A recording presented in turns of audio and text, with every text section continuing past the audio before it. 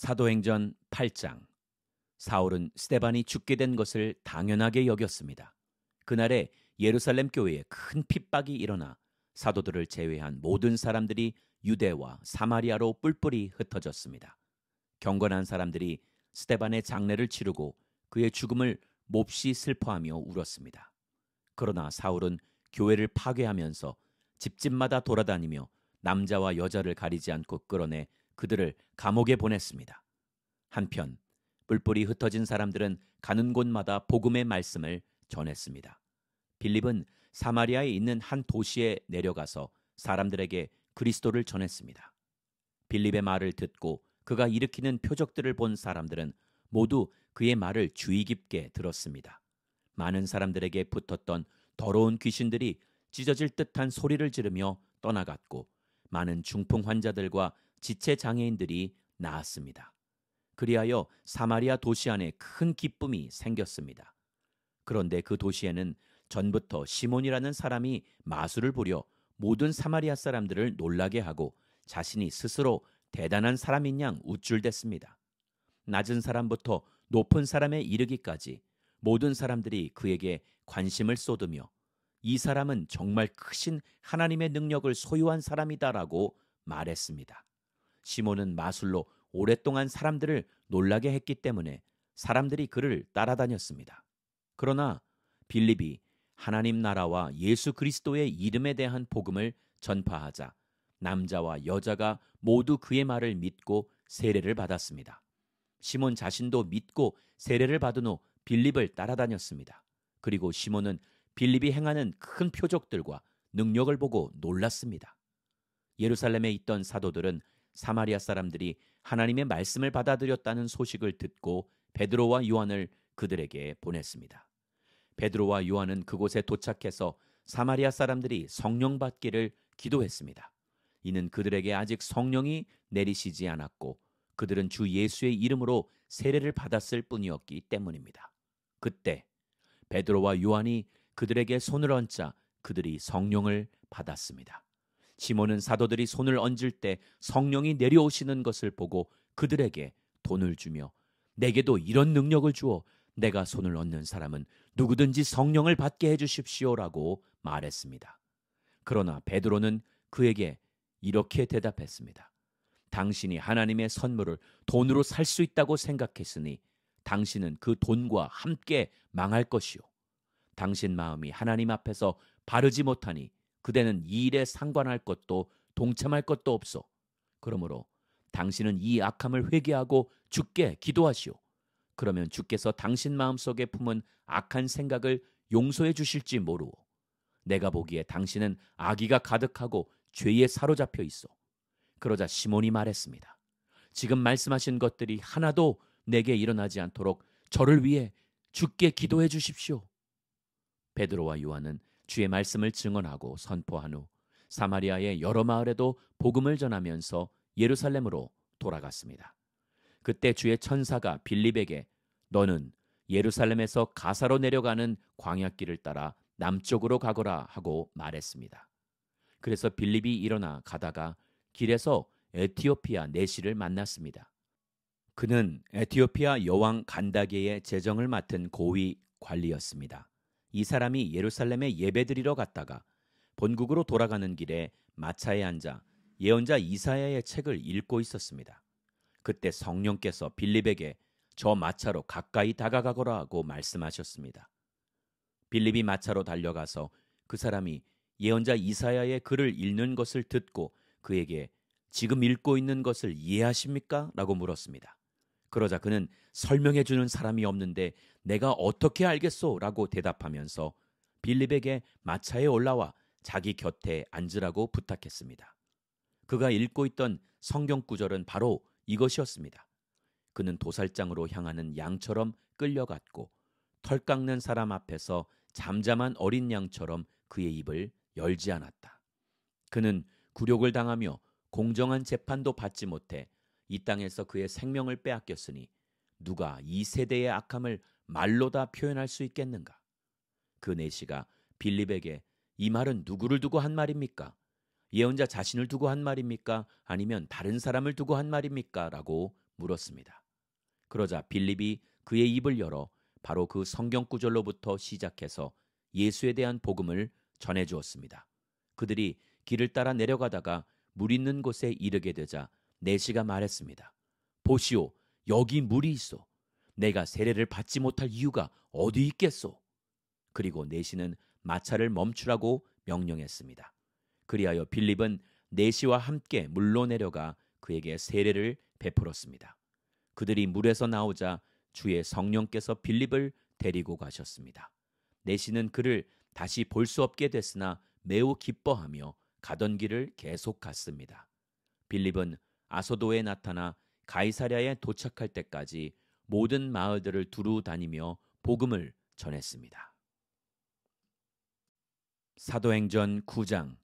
한편 사울은 여전히 주의 제자들을 위협하며 그들을 죽일 기세로 대제사장에게 나아가 다메섹의 여러 회당들에서 보낼 공문을 요청했습니다. 거기서 그 도를 따르는 사람을 만나기만 하면 남자와 여자를 가리지 않고 잡아다가 예루살렘으로 끌고 오기 위해서였습니다. 사울이 길을 떠나 다메섹 가까이 도착했을 때 갑자기 하늘에서 빛이 비춰 그를 둘러쌌습니다. 사울이 땅에 쓰러졌습니다. 그때 그는 사울아, 사울아, 내가 왜 나를 핍박하느냐는 음성을 들었습니다.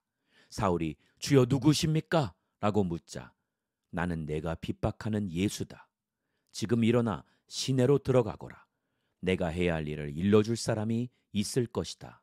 라고 대답하셨습니다. 사울과 함께 가던 사람들은 소리만 들리고 아무도 보이지 않아 아무 말도 못하고 멍하니 그곳에 서 있었습니다.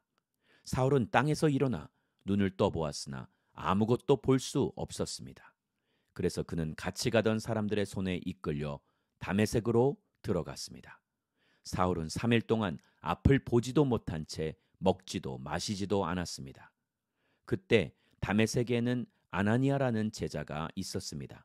주께서 환상 가운데 아나니아야 하고 부르셨습니다. 그가 예 주여라고 대답하자 주께서 아나니아에게 말씀하셨습니다. 너는 어서 고든 길이라고 부르는 거리로 가거라. 그리고 그곳에 있는 유다의 집에서 5 사울을 찾아라. 지금 그가 기도하고 있다. 그는 환상 가운데 아나니아라는 사람이 와서 자기에게 손을 얹어 다시 보게 해주는 것을 보았다. 아나니아가 대답했습니다. 주여, 제가 이 사람에 대해 여러 가지 말을 들었는데 예루살렘에 있는 주의 성도들에게 온갖 해를 끼쳤다고 합니다. 그리고 그는 대제사장들로부터 권한을 받아 주의 이름을 부르는 사람들을 모두 잡아가려고 여기에 왔다고 합니다. 그러자 주께서 아나니아에게 말씀하셨습니다. 가거라. 이 사람은 이방 사람들과 왕들과 이스라엘 사람들 앞에서 내 이름을 전하도록 선택한 내 도구다. 내 이름을 위해 그가 얼마나 많은 고난을 당해야 할지 내가 그에게 보여줄 것이다. 그리하여 아나니아는 그 집을 찾아 들어가 사울에게 손을 얹으며 말했습니다. 사울 형제여, 오는 길에 당신에게 나타나셨던 주 예수께서 나를 보내 당신이 다시 볼 수 있게 하시고 성령을 충만히 받도록 하셨습니다. 그러자 즉시 사울의 눈에서 비늘 같은 것이 떨어져 나가더니 그가 다시 볼 수 있게 됐습니다. 그리고 그는 일어나 세례를 받은 후 음식을 먹고 기운을 되찾았습니다. 사울은 다메섹에 있는 제자들과 며칠을 함께 지냈습니다. 그는 곧바로 여러 회당에서 예수가 하나님의 아들이심을 선포하기 시작했습니다. 그 말을 들은 사람들은 모두 놀라며 이렇게 말했습니다. 이 사람은 예루살렘에서 예수 이름을 부르는 사람들에게 해를 입히던 사람이 아닌가? 또 그가 여기 온 것도 그들을 잡아 대제사장들에게 끌고 가려던 것이 아닌가? 그러나 사울은 더욱더 힘을 얻어 예수가 그리스도심을 증명해 다메섹에 사는 유대 사람들을 어리둥절하게 만들었습니다. 여러 날이 지난 후 유대 사람들은 사울을 죽이려는 음모를 꾸몄습니다. 그러나 사울이 그들의 계획을 알게 됐습니다. 그들은 사울을 죽이려고 밤낮으로 성문을 철저하게 지키고 서 있었지만 사울의 제자들이 밤에 사울을 광주리에 담아 성벽을 통해 성 밖으로 달아 내렸습니다. 사울은 예루살렘으로 올라가서 제자들과 교제하려고 했으나 그들은 사울이 제자가 된 것을 믿지 않고 모두 그를 두려워했습니다. 그러나 바나바는 사울을 데리고 사도들에게 가서 사울이 길에서 어떻게 주를 보았으며 주께서 그에게 말씀하신 것과 다메섹에서 그가 예수의 이름을 담대하게 전한 것을 그들에게 이야기해 주었습니다. 이렇게 해서 사울은 제자들과 함께 지내게 됐고 예루살렘을 자유롭게 다니면서 주의 이름을 담대하게 전했습니다. 사울은 그리스파 유대 사람들과 대화를 하고 논쟁도 벌였는데 그들은 사울을 죽이려고 음모를 꾸몄습니다. 형제들이 이 사실을 알고 사울을 가이사랴로 데리고 내려갔다가 다시 다소로 보냈습니다. 이렇게 해서 유대와 갈릴리아, 사마리아의 온 교회가 든든히 서가면서 평안을 누리게 됐습니다. 그리고 교회는 주를 두려워하고 성령의 위로를 받으면서 그 수가 점점 더 늘어갔습니다. 한편 베드로는 여러 지역을 두루 다니다 루따에 사는 성도들을 방문하게 됐습니다.